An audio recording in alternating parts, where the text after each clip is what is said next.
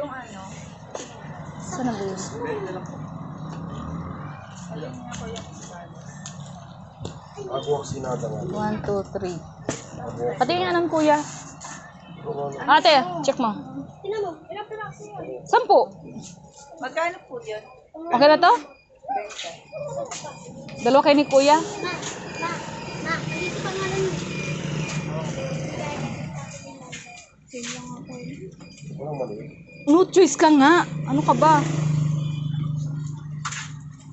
Dalawang ganito, kuya.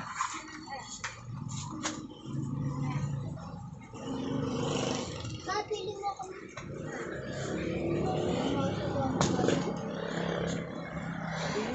Kuya, magkano ang ganito?